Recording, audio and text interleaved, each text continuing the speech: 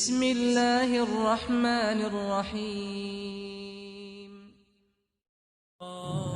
حضرات، اسی طرح ہمارے ساتھ جو بڑے بڑے مسائل ہیں ان کا تعلق عقیدے سے بھی ہے۔ آپ دیکھیے ہمارے جملے اللہ کے بارے میں کتنے خوفناک ہو گئے ہیں۔ میں بڑی اپنے اندر جرت سمجھتا ہوں کہ بہت دلیر اور بہادر، اور لیکن نہیں، جب کسی کے کمنٹس کی رو میں جاتا ہوں تو میری آنکھیں بند ہو جاتی ہیں، میں پڑھ نہیں سکتا۔ کیوں؟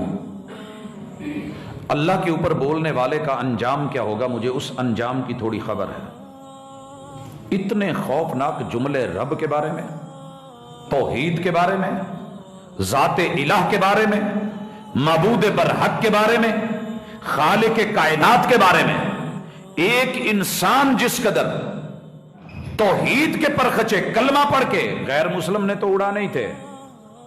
ہندو یہودی سے دکھ نہیں ہے، شکوہ نہیں ہے،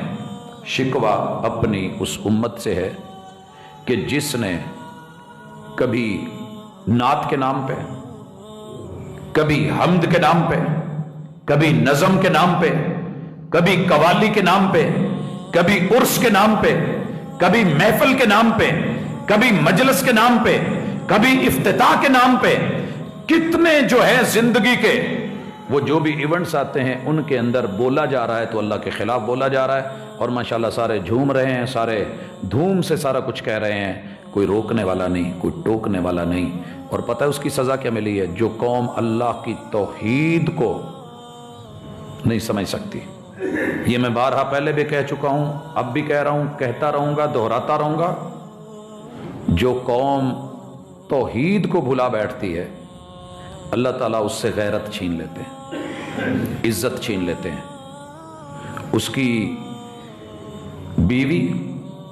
اس کے کنٹرول میں نہیں رہتی، اس کی بیٹی اس کا حیا نہیں کرتی، اس کی بہن اس کی عزت اور آبرو کا لحاظ نہیں رکھتی، اور اس کی ماں بیٹے کا باہر نہیں دیکھتی، بہو سسر کی سفید داڑھی نہیں دیکھتی۔ جس قوم کے اندر توحید میں ملاوٹ آئی اور شرک آئی، اللہ تعالیٰ اپنے ہاتھوں سے ان کی عزتیں لٹوا کے، یورپ کی میں مثال بارہا دے چکا ہوں، ان کے پاس کسی چیز کی کمی نہیں ہے سوائے توحید کے، ایمان کے، بیچارے کفر کی دلدل میں ہیں، اللہ کی توحید سے آ رہی ہیں، نتیجہ آپ دیکھ لیں، اپنے ہاتھوں سے اپنی بیٹیوں کی، بہنوں کی، بیویوں کی عزتوں کو تار تار کر کے نیلام کرواتے ہیں اور اس کا پیسہ لے کر کے کھاتے ہیں۔ نتیجہ یہ ہے کہ آج ان کے خاندانی نظام ختم، اولڈ ہاؤسز موجود، اور وہاں پہ باپ کی پہچان کے لیے، اس کی گود لینے کے لیے، اس کا دست شفقت لینے کے لیے تو بہت بڑی سوچ ہے، صرف نام کا پتہ کرنے کے لیے کہ بابا کا نام کیا ہے وہ بیچارے ختم ہے، اندر سے ٹوٹے ہوئے۔ حضرات آپ اور میں امت محمدیہ ہیں، ہماری اپنی تہذیب ہے، ہم جب اللہ کے بارے میں بولتے ہیں، ابھی عمل کو آگے رکھ، بعد کی بات ہے، بولتے ہیں اللہ کے بارے میں جو شکوے شروع ہو گئے، رب کے بارے میں جیسے جیسے کلمات شعراء نے غربت کی وجہ سے، افلاس کی وجہ سے، مکان نہ ملنے کی وجہ سے، چھت کی عدم دستیابی کی وجہ سے، پانی میسر نہ ہونے کی وجہ سے، لباس خوراک یہ سردی گرمی اور موسم اس کے مطابق نہ ملنے کی وجہ سے اپنے رب کے اوپر جو کیچڑ اچھالا ہے، کبھی کبھی دل کرتا ہے کہ اس پہ پورا ایک مستقل جمعہ رکھوں، بندوں نے رب کو کیا کہا ہے، پھر کہتا ہوں کہ نہیں، ہمت نہیں پڑتی۔ اللہ تیرا صبر ہے، تو صبور ہے، اگر تو ہماری،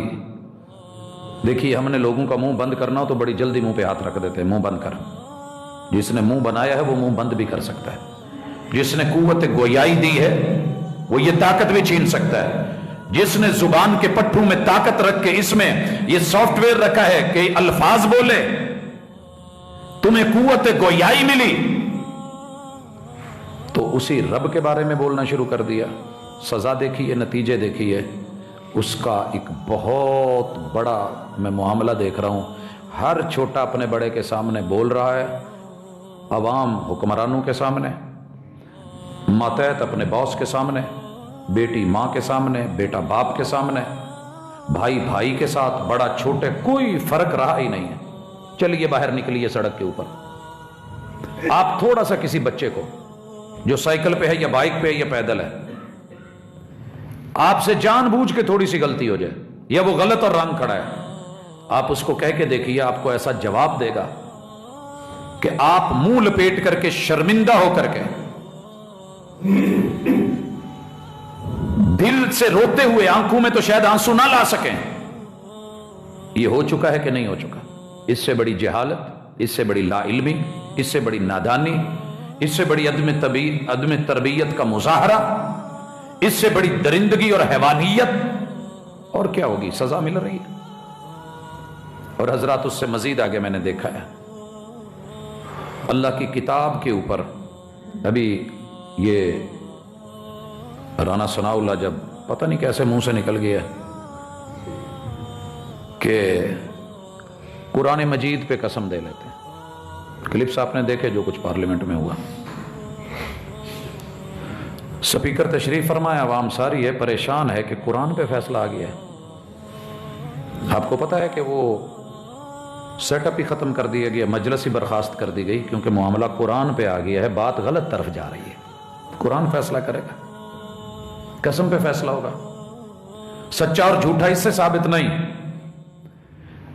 عدالت کا بنایا ہوا قانون مقننہ کا، اس کی فلاں شک فلاں نمبر، وہ یہ کہتا ہے لہٰذا اس کے خلاف کام جا رہا ہے تو مجھے ایکشن لینا ہے۔ حضرات جب اس طرح کی چیزیں ہوں، محمد الرسول اللہ صلی اللہ علیہ وسلم کی لائی ہوئی شریعت، اللہ کا قرآن اور وحی کے ساتھ اس طرح کا مذاق ہو، تو پھر آپ دیکھ لیں اس کے بارے میں جو جملہ